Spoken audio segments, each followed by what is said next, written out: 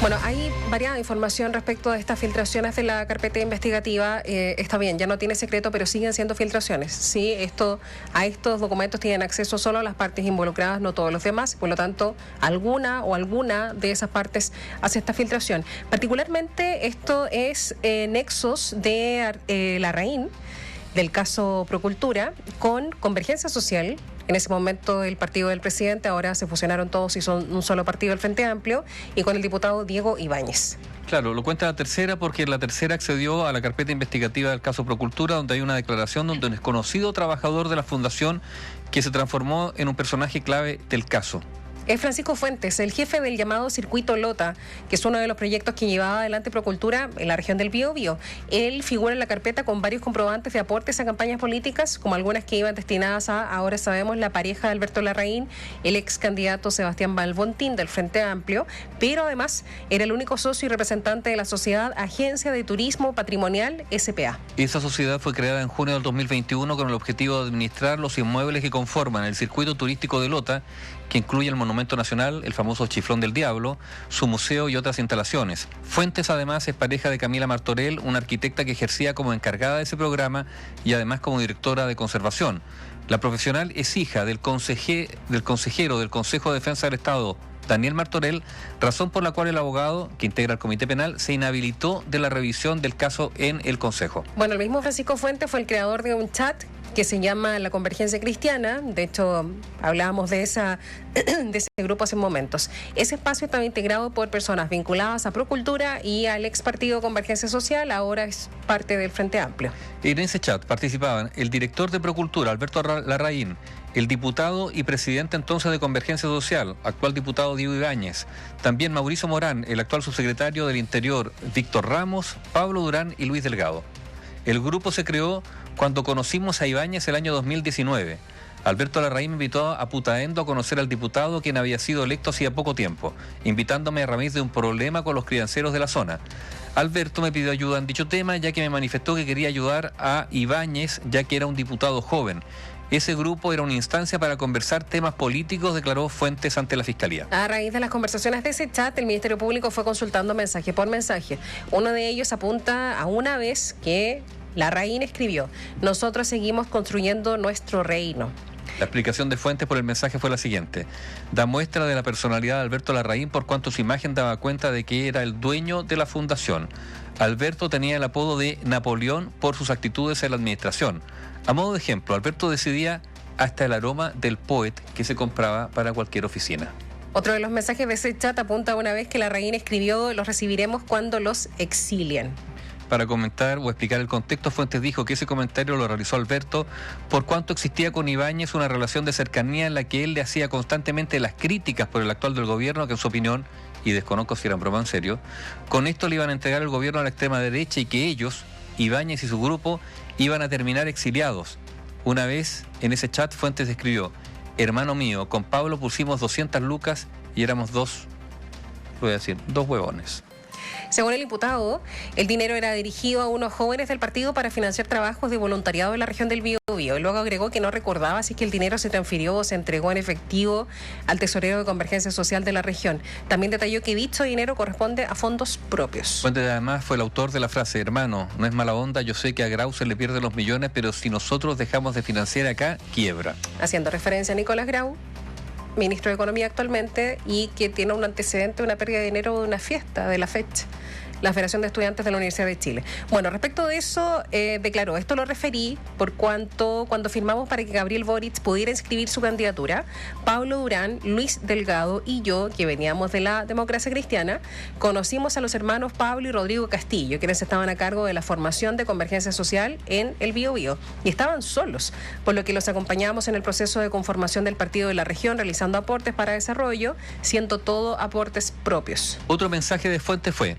y cuando vino la isquia, Lota puso un palo.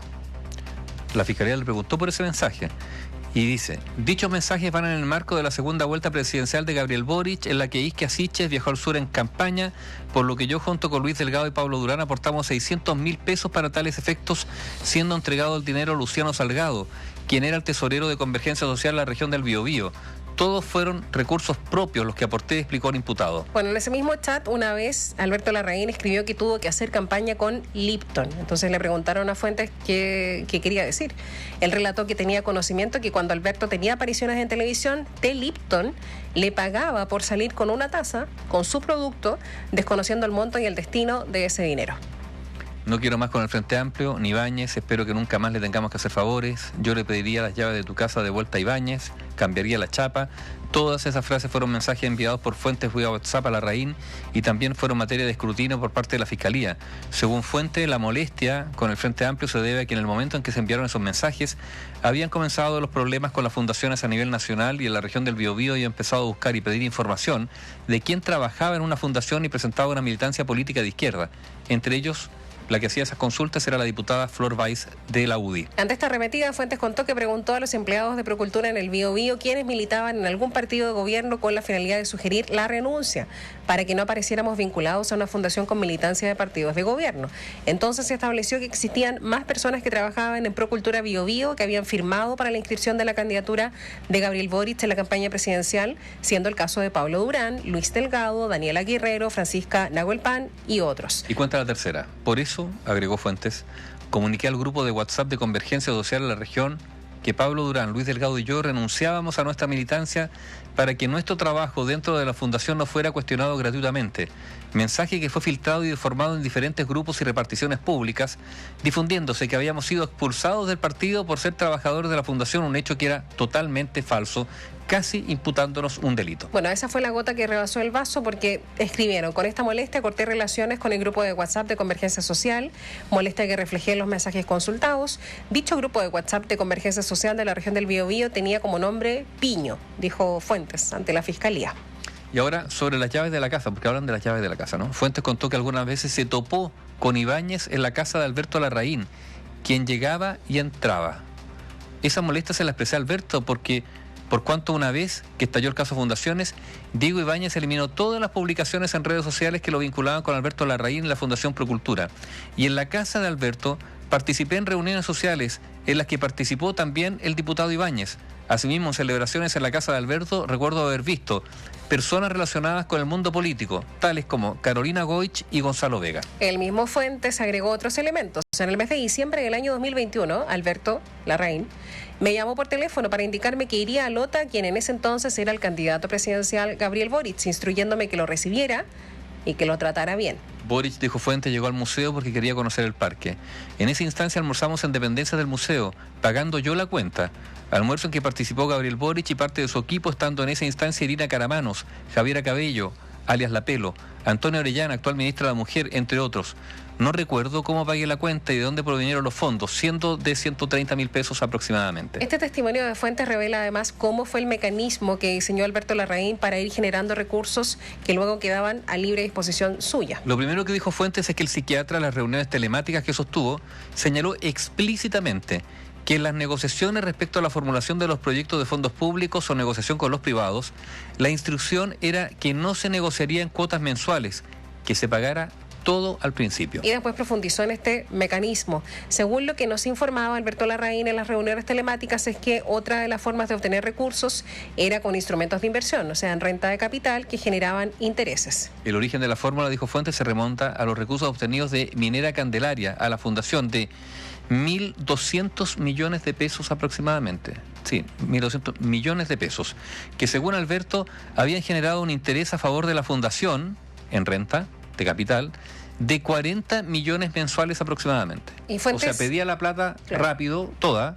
entonces mientras desarrollaba el proyecto, no la gastaba, ¿no es cierto? Iba a gastar, pero esa planta iba rentando en el sistema financiero. Fuentes dice que esta misma situación respecto a la toma de instrumentos financieros se repitió con otros recursos obtenidos con los proyectos Turismo Creativo, Quédate, Encuentro Binacional, Ñuble. La declaración dice así: en síntesis, a partir de que Alberto descubrió esta fórmula que dan interés en los dineros, todos los ingresos de la fundación debían ser puestos en instrumentos financieros. Con los recursos obtenidos de los intereses, él decía que podía mantener los sueldos de la gerencia, que no podían cargarse a ningún proyecto, como por ejemplo el sueldo de María José Maturana, como también mantener arriendos de oficinas, viajes en avión que se compraba con la agencia de viajes Esquerré. En definitiva, todos los gastos que no se podían asociar a ningún proyecto, dijo él. También está la declaración de la actriz y representante legal de Procultura, María Constanza Gómez, que dijo: es preciso indicar que todas las decisiones administrativas de los instrumentos de inversión fueron bajo instrucción de Alberto Larraín. Debo señalar que Alberto me preguntaba de manera periódica el estado de los instrumentos de inversión, solicitándome captura de pantalla con los saldos disponibles de las cuentas. Yo quiero referirme a uno de estos mensajes cuando dice: estamos creando nuestro reino. Nosotros seguimos construyendo, dice Larraín, nosotros seguimos construyendo nuestro reino, los recibiremos cuando los exilien. Y aquí está lo que alguna vez se dijo que había dicho el partido Podemos de España, ¿no es cierto?, que esto era un mecanismo, crear fundaciones para que cuando no estuviesen en el poder fuesen acogidos en esas fundaciones donde iban a tener ingresos, sueldos, y además las fundaciones como un instrumento para hacer un trabajo territorial, para obtener recursos, pero también para captar militancia y votos. ¿Ese es el reino? ¿Esa es la construcción del reino? Un espacio para acoger a quienes dejen el poder, o sea, que los exilen del poder y que encuentren ahí un lugar cálido, pero sobre todo rentable. Será mejor que exilien, pues si esa es la circunstancia, mejor que lo exilien.